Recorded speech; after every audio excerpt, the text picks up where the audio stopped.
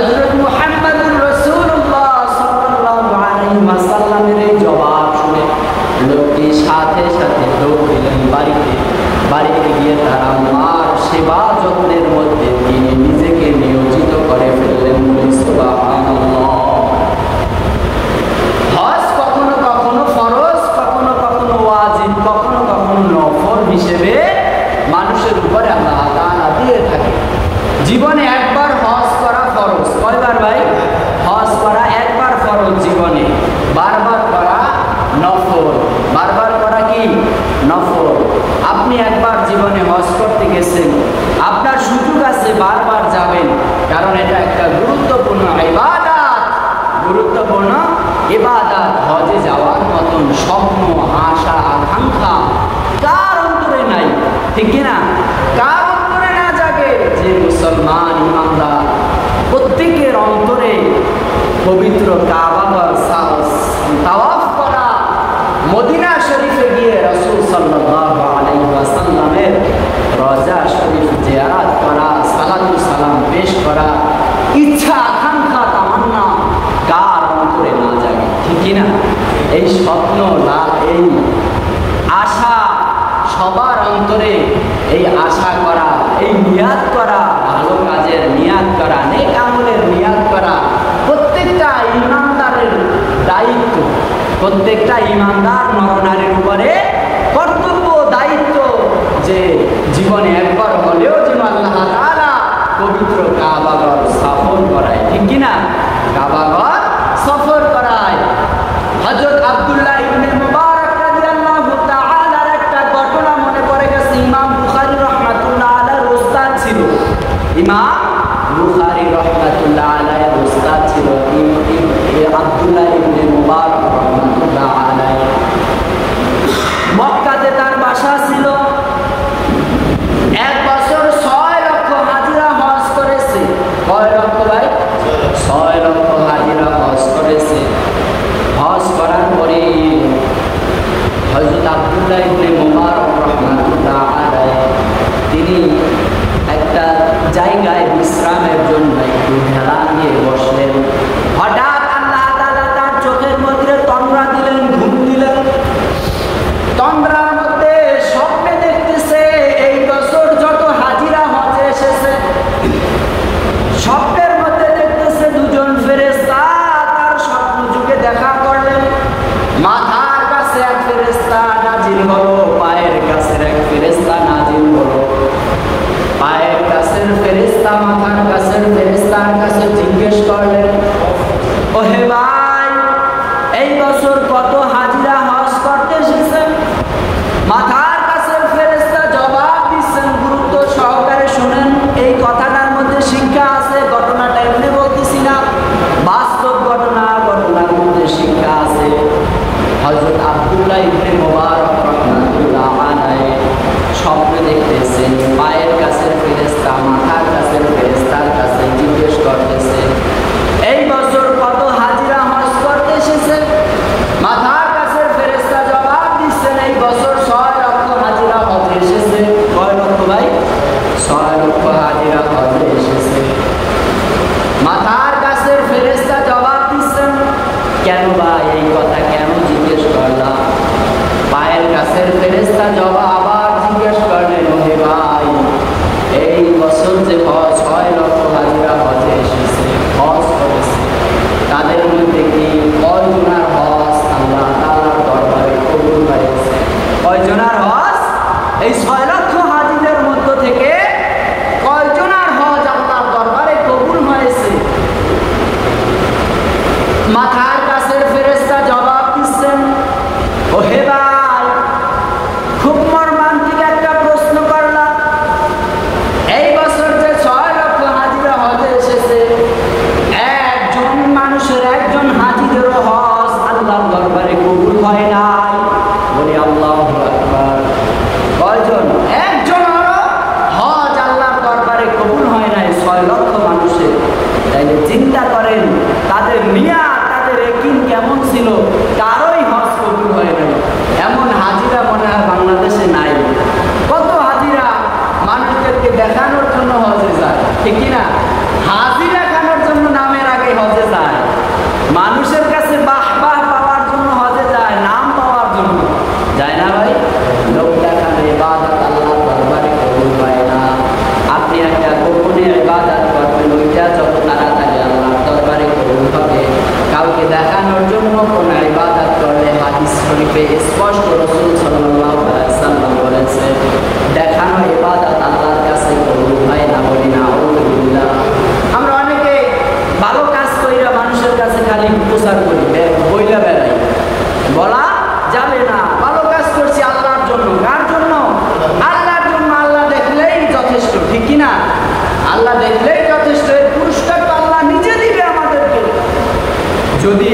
ভালো কাজের মানুষের কাছে বইলা বেড়াই, প্রচার করি, এর কোনো পুরস্কার, এর যাজা আল্লাহ তাআলা দিবে না, এর কোনো পুরস্কার আল্লাহর কাছে নাই, বলি না আলহামদুলিল্লাহ। তো ওই বছর 6 লক্ষ হাজিদের কারো হজ কবুল হয় নাই। পায়ের কাছে ফেরেশতা আবার প্রশ্ন করলেন, ওহে ভাই, তাহলে এই যে 6 লক্ষ হাজিদের হজের কি অবস্থা হবে? খামাখাকে হজ করছে, অর্থ খরচ করছে, কোনো কি বিনিময় আল্লাহর কাছে পাবে না। মাথার কাছে ফেরেশতা জবাব দিচ্ছেন, ওহে ভাই, গভীর মনোযোগ দিয়ে শোনো, এই বছর যে 6 লক্ষ হাজিরা হজ করেছে, সবার হজই কবুল হবে, তবে একটা কারণে, কয়টা কারণে? একটা কারণে, সেই কারণটা হচ্ছে একজন হাজি হজে আসতে পারে নাই। বহু ইখলাসওয়ালা মানুষ ছিল, আল্লাহওয়ালা মানুষ ছিল, আল্লাহর ভয় অন্তরে ছিল। অনেক কষ্টের মাধ্যমে তিনি হজে যাওয়ার টাকা উপার্জন করছে, জমা করছিল, কিন্তু একটা কারণে হজে আসতে পারে নাই। ওই হাজির উসিলায় 6 লক্ষ হাজিদের হজ আল্লাহ তাআলা কবুল করে নিয়েছে। সুবহানাল্লাহ। ওই হাজির উসিলায়, ওই লোকটার উসিলায়, ওই আল্লাহওয়ালার উসিলায় আল্লাহ তাআলা এই বছরে 6 লক্ষ হাজিদের হজ আল্লাহ কবুল করে নিয়েছে। সুবহানাল্লাহ। ওই লোকটাকে হযরত আব্দুল্লাহ ইবনে মুবারক রাদিয়াল্লাহু তাআলা স্বপ্নের মাধ্যমে ফেরেশতারা পরিচয় করাই দিছে, চিনায় দিছে। কি করে দিছে? চিনায় দিছে যে ওই লোকটা কে। ওই লোকটা কে? ওই লোকটা তো কোনো সাধারণ মানুষ হতে পারে না।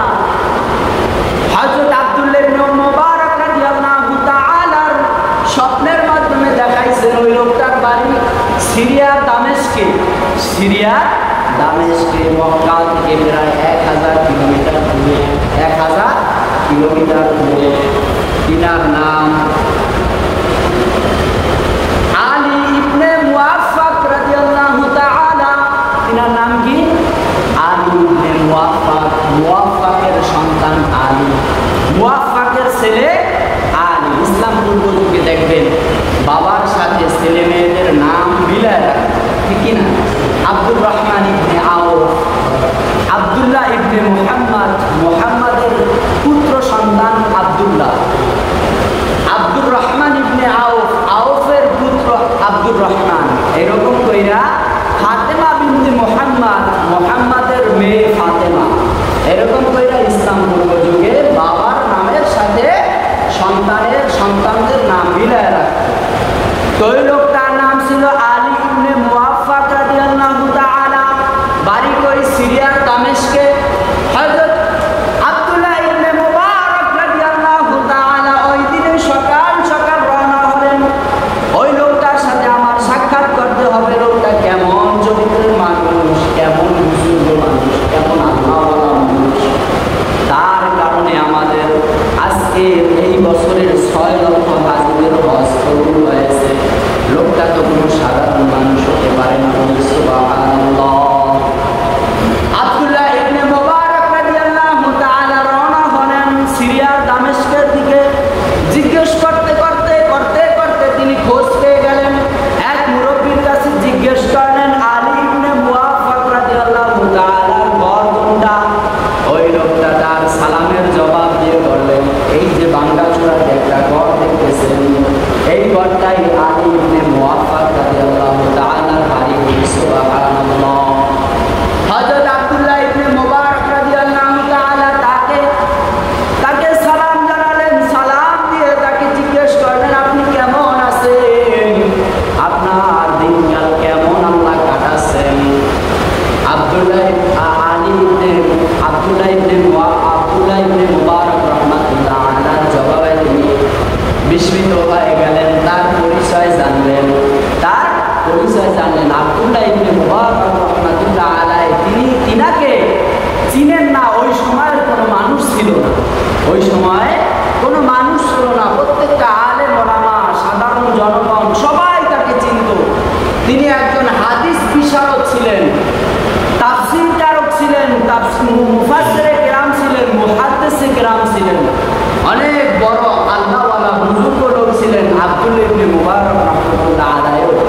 তিনার নাম শুনে অবাক দৃষ্টিতে ওই লোকটা আলী ইবনে মুআফফাক বেহুশ হয়ে গেলেন। যিনি বললেন, এত বড় আলেম আমার দরবারে আমার বাড়িতে আজকে উপস্থিত। এই কথা চিন্তা করা মাত্রই আলী ইবনে মুআফফাক রাহমাতুল্লাহ আলাইহি বেহুশ হয়ে গেলেন। বলি আল্লাহু আকবার।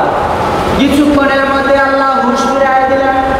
তিনাকে জিজ্ঞেস করলেন, আব্দুল্লাহ ইবনে মুবারক রাহমাতুল্লাহ আলাইহি জিজ্ঞেস করলেন, ওহে ভাই, তুমি এমন কি আমল করো, এমন কি আমল, কি গোপন আমল করো, আমাদেরকে যদি একটু বলতা, আমরা ওই গোপন আমলটা করার চেষ্টা করতাম। এখানে শিক্ষা লক্ষ্য করেন। আব্দুল্লাহ ইবনে মুবারক রাহমাতুল্লাহ আলাইহির জবাবে আলী ইবনে মুআফফাক রাহমাতুল্লাহ আলাইহি বলতেছেন, ওহে ভাই, আমি তো এরকম কোনো গোপন আমল করি না। আমি পেশায় একজন মুসি, পেশায় একজন মুসি, মানুষের জুতা সেলাই করি। আল্লাহু আকবার। অত ইসমান দাশা, অত দিনমান দাশা।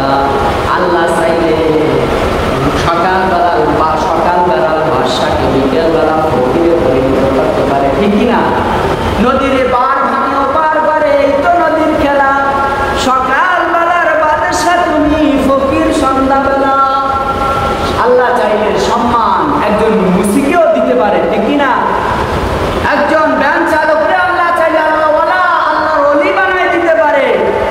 আর এই আমলের কারণে একজন আলেমকেও আল্লাহ চাইলে বদকার গুনাহগার বানায়া কবরে নিতে পারে, ঠিক কিনা? আল্লাহ সম্মান ইজ্জত দেওয়ার মালিক, ঠিক কিনা? এখানেই প্রমাণ। হযরত আলী ইবনে মুআফফাক রাহমাতুল্লাহ আলাইহি বলতেছেন, আমি ভাই কোনো গোপন আমল করি না। তবে হ্যাঁ, আমি অনেক কষ্ট করে দীর্ঘ বছর ধরে পবিত্র বাইতুল্লাহ ঘর সফর করার জন্য আমি কিছু টাকা আলাদা করে রাখতাম হজে যাওয়ার জন্য। কি করার জন্য? হজে যাওয়ার জন্য। সারাদিন যে টাকা পাইতাম, ওই দিয়া আমি আমার সংসারের খরচ চালাতাম। আর রাতের বেলা আমি একটা ডিউটি করতাম, ওই রাতের টাকাটা আমি আলাদা কইরা হজে যাওয়ার জন্য রেখে দিতাম। বলি সুবহানাল্লাহ। তবে আল্লাহ তাআলার কি উসিলা জানি না, যেই দিন হজে যাব সব কিছু প্রস্তুত। হজে যাওয়ার পূর্বের রাতের এই ঘটনাটা আমি আপনার সাথে শেয়ার করতেছি। আপনি দেখেন এই ঘটনাটা একটা শিক্ষণীয় ঘটনা কিনা, এই ঘটনাটা কোনো শিক্ষণীয় ঘটনা কিনা। আব্দুল্লাহ ইবনে মুবারক যে স্বপ্ন দেখতেছিল, ওই স্বপ্নের কথা আগেই কিন্তু খুইলা বলছে, আগেই কিন্তু আলী ইবনে মুআফফাক রাহমাতুল্লাহ আলাইহির কাছে এসে বর্ণনা করছে। আলী ইবনে মুআফফাক রাহমাতুল্লাহ আলাইহি বলতেছেন যে আমি যেই দিন হজে যাব সব কিছু প্রস্তুত, বিমানের টিকিট সহ, পাসপোর্ট সহ সব কিছু কেনাকাটা প্রস্তুত। আমার পূর্বের রাতে আমার স্ত্রী অন্তঃসত্ত্বা মানে গর্ভবতী, আমার স্ত্রীর একটু গোশত খাইতে ইচ্ছে হয়েছে। সংক্ষেপ করে বলতেছি, সময় সংক্ষেপ। আমার স্ত্রী গোশত খাওয়ার খুব ইচ্ছা হয়েছে। গর্ভ অবস্থায় মা বোনদের বেশি বেশি খাওয়ার ইচ্ছা থাকে, ঠিক কিনা? আমার স্ত্রীর জন্য ওই রাতে আমি কোথায় যাব গোশতের জন্য? আমি বের হইলাম আল্লাহর উপরে সফর তো করে, পাশের বাসায় গ্রাম পাচ্ছি যে গোশত রান্নার। কি রান্নার ভাই? গোশত রান্নার। পাশের বাসায় গোশত রান্নার গ্রাম পেয়ে আমি সালাম দিলাম, জিজ্ঞেস করলাম, ভাই আমার স্ত্রী এই রাতে একটু গোশত খাওয়ার ইচ্ছা জানাইছে। আপনারাও তো জানেন আমার স্ত্রী গর্ভবতী, একটু গোশত যদি দিতেন আমি পরবর্তী সময় আপনার এই গোশতের ঋণটা শোধ করে দিতাম। আমি আগামীকাল সকাল হলে পবিত্র বাইতুল্লাহ শরীফ জিয়ারতের জন্য হজে যাব। কোথায় যাব? হজে যাব। ওই আব্দুল্লাহ আলী ইবনে মুআফফাক রাহমাতুল্লাহ আলাইহি বলতেছেন, আমি ওই বাসায় গিয়ে গোশত যাওয়ার সাথে সাথে